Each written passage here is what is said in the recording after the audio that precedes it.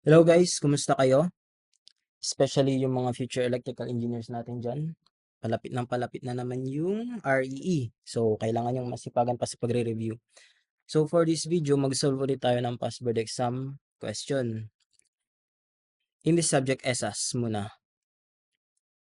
Now, this is the problem. Suppose you are capable of carrying a weight of 400 Newton, about 90 pounds. What size cube of gold could you carry? The density of gold is 19,300 kilogram per cubic meter. Now, in this problem, what is being asked is the side length of the cube that is made of gold. So, to solve this problem, remember that the weight is equal to the mass times the acceleration due to gravity. So, for this problem, let's just use G is equal to 9.81 meters per second squared. Also, remember that the density is equal to mass over volume. And for now, let's just use V is equal to m cube to match this unit. Although yung given natin, yung choices natin is in centimeter. So, convert na lang natin sa final answer natin. Now, let's combine these three formulas. So, let's substitute this one to this one. So, rho is equal to m over m cube. Please rearrange natin. So, m is equal to rho m cube. So, let's substitute this one here. So, W is equal to rho m cube G. Tapos, let's solve for the side length, which is m. So, let's divide both side by rho G.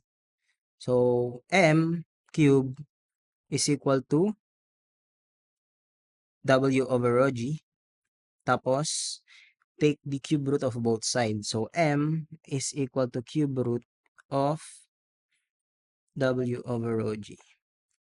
Now, we can solve for the side length of the cube in meters.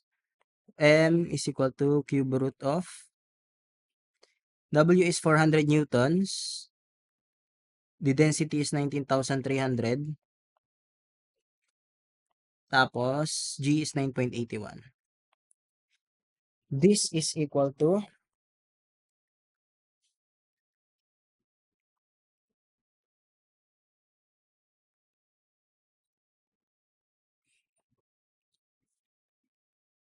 0.1283 meters.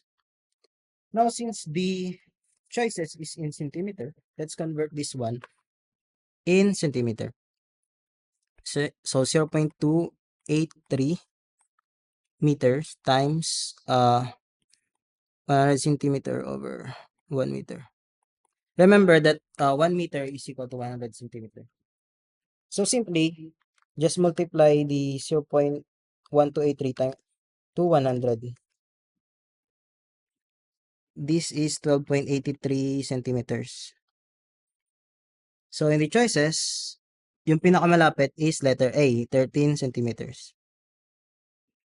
So the answer for this problem is letter A.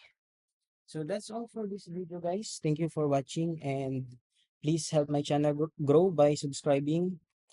Thank you, and see you in the next one. God bless.